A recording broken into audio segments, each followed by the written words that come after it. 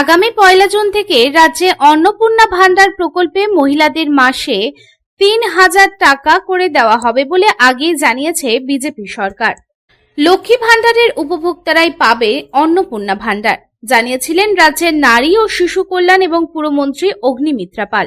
তবে তার জন্য শুরু হয়েছে যাচাই প্রক্রিয়া, কিন্তু প্রথম ধাপেই বাদ পড়েছে প্রায় 5.5 লক্ষ মহিলার নাম। রাজ্য সরকার জানিয়েছিলেন যে এসআইআর প্রক্রিয়ায় যাদের নাম বাদ গিয়েছে তারা অন্নপূর্ণা ভান্ডারের সুবিধা পাবেন না। সেই সূত্র ধরেই বাদ পড়া 29 লক্ষ মহিলার মধ্যে আনুমানিক 19% মহিলার নাম অন্নপূর্ণা ভান্ডার থেকে বাদ গিয়েছে। তবে এখনো চলছে যাচাই প্রক্রিয়া, ফলে সংখ্যার হেরফের এখনো হতে পারে।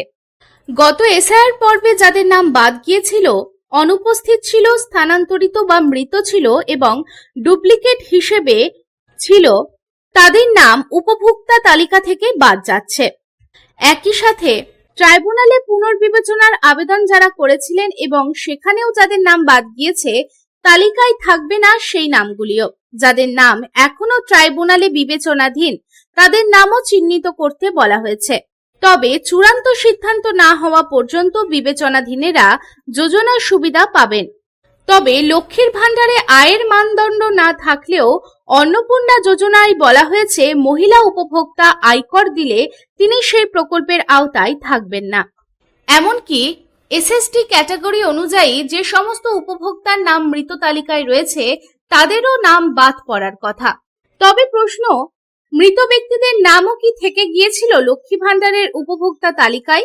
যদিও জন্ম মৃত্যুর নির্দিষ্ট সরকারি পোর্টাল রয়েছে, কোনো ব্যক্তির মৃত্যু হলে সেই পোর্টালে নাম নথিবদ্ধ হয় এমনিতেই, ফলে বিপুল অঙ্কের অর্থ এতদিন ধরে জলে গিয়েছে কিনা তা নিয়ে এখন প্রশ্ন উঠছে।